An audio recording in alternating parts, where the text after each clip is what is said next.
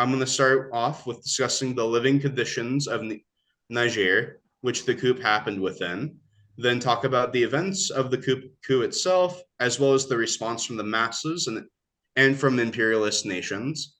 And then I'm going to shift the conversation a bit to discussing the positions taken by the campus left that I feel are relevant to the situation, before ending it with how we as Trotskyists based in the US should respond to the situation. So starting off, Niger is one of the poorest nations in the world. Out of its approximately 2 million inhabitants, 41% live in absolute poverty, only 11% have access to healthcare, and 7% are still subjected to slave-like conditions. In addition, the climate crisis poses a great threat to the country, as 80% of its population relies on family farming for survival, which grows increasingly harmed from droughts and desertification. Despite being a producer of valuable resources like uranium, gold, and oil, these resources suffer from the control and extraction from imperialist powers. French corporations control a majority of Niger's uranium mines, while Chinese corporations control a majority of its oil supply and have their own investment in its uranium to a lesser degree, making Niger a competition zone between opposing imperialisms. In addition to its extracted resources, Western imperialism maintains a military presence in the country, with France having 1,500 troops stationed on an airbase, and the US stationing around 1,000 troops on two bases. One of these being the base that launched drone strikes against Al Qaeda, the Islamic State, and other militias during its war on terror. The ousted Nigerian president Mohamed Bazoum served as a puppet to French and Western interests. He served as an ally to their economic and military interests that we just discussed. And not only has he supported the extraction of the resources of his own country, he also worked with the EU to block migrants' access to North African countries on their way to Europe via the Mediterranean. All of these conditions have bolstered widespread anti-colonial and anti-French sentiment amidst the Nigerian masses, which the new regime has played heavily upon to gain legitimacy. So regarding the events of the coup, it began on July 26, 2023, when General Tiani led members of the Presidential Guard in surrounding the presidential palace and soon arrested President Bazoum, becoming a successful coup hours later. The junta, I don't know how to pronounce that properly, so bear with me. The junta that would take his place is known as the National Council of the Safeguard of the Homeland. With the majority of the armed forces giving support, he broadcast a televised message announcing his control of the government. In response amongst the masses, thousands began demonstrating in the capital in support of the coup and have since attacked the French embassy and protested outside of France's airbase, calling for the removal of French troops. Many held signs displaying their anti-French sentiment with slogans such as "France must leave" written in French. Alongside their anti-French sentiment, some protesters waved Russian flags and held signs with photos of Putin, which indicates a widespread interest in a political alternative to Western imperialist domination of the country. Despite this pro-Russian sentiment and banter in Western media about accusations of its involvement, there is currently no evidence that Russia had any involvement in backing the coup. So how are the relevant imperialist forces reacting to the situation? Regarding France, President Emmanuel Macron condemns the coup while preparing the ongoing evacuations of 600 French nationals whose safety could no longer be guaranteed. On August 25th this year, the French ambassador was ordered by the junta to leave the country, who has since refused the order. As of yesterday, September 5th, there are reportedly discussions between France and Niger about the partial withdrawal of France's troops from the country. As for the US, for what little information I could find, the main point I found was that the Biden administration refuses to describe the events as a coup because doing so would force the US government to cut off its security aid to Niger, hence damaging its military interest in the region it remains committed to. The Economic Community of West African States, known as ECOWAS, is a 15-country coalition led by Nigeria and is backed by the US and the EU.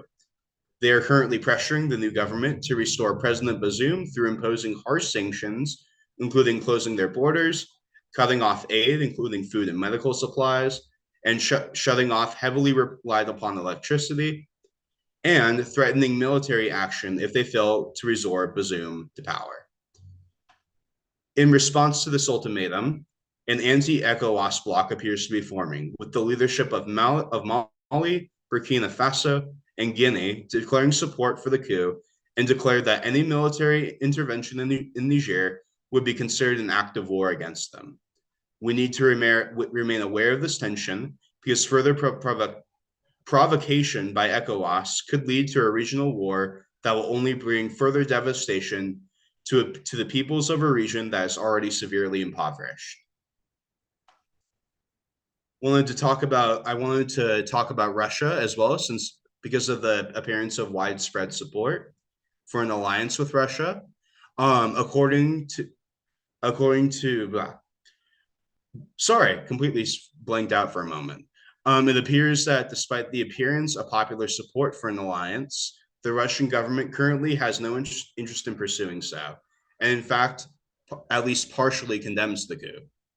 According to a recent Euronews article, Putin and Foreign Minister Lavrov called for the restoration of Bazoum to power. Meanwhile, the former leader of the Russian Wagner group showed support for the coup, stating that what happened in Niger is nothing more than the struggle of the people of Niger with their colonizers. On August 5th, the ruling junta asked for their help in defending the country from a potential invasion from ECOWAS. So now I want to talk about one of the primary reasons why I wanted to give this talk was to debunk the campus positions that are relevant to this situation, as I saw many leftist creators online praise the coup despite the lack of benefit to Niger's proletariat. First off, many on the campus left are praising the coup because of its threat to the interest of Western imperialism and seeing it as a win for the decolonization of Africa.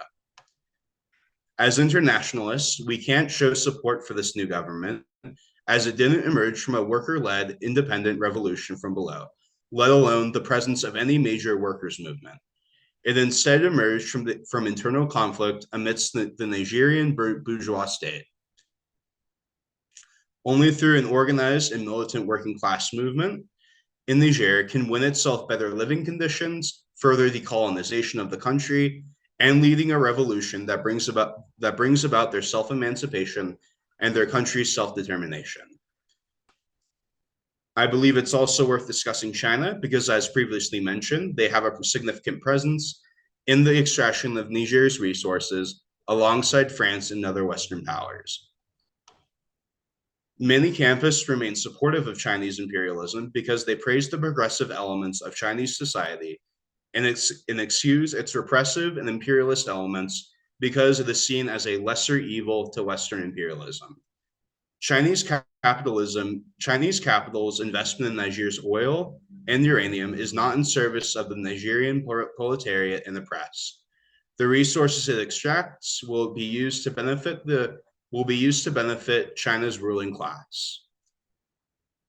No matter how progressive China's policies may appear compared to the West, we cannot support its imperial ambitions because even if it were to overtake the US in being the dominant imperial power, it will and must engage in the further exploitation and oppression of its subjects because the very nature of capitalism and its imperialist stage is the continuous accumulation of capital, which it can't accomplish without. So as Trotsky is based in the US, how should we respond to the situation? I have three parts to this answer. First off, we must call for the US to withdraw its military presence from Niger, from all countries abroad, and for the complete abolition of the US armed forces. Second, if ECOWAS and its Western allies provoke a war in the region, we must be prepared to build and support an anti-war movement and agitate against both US and NATO intervention, as well as the intervention from any forces in support of the opposing bloc, and instead advocate for a solution that supports the self-determination of the people of Niger and all African countries involved. Alongside this, we must intersect it with the war in Ukraine as well, as that's another devastating regional proxy war. And last but not least, we must keep an eye out for any actions from the Nigerian proletariat that build towards an independent, revolutionary working class movement and show our solidarity to such a cause. To summarize the main points that I wanted to cover here, the coup in Niger happened in the backdrop of dire living conditions caused by the continuous exploitation of the country's resources. It was not an act in favor of the liberation of Niger and its peoples, and we must make cases against the campus left's misguided support for anti-West imperialism while also continuing our fight against US imperialism at home.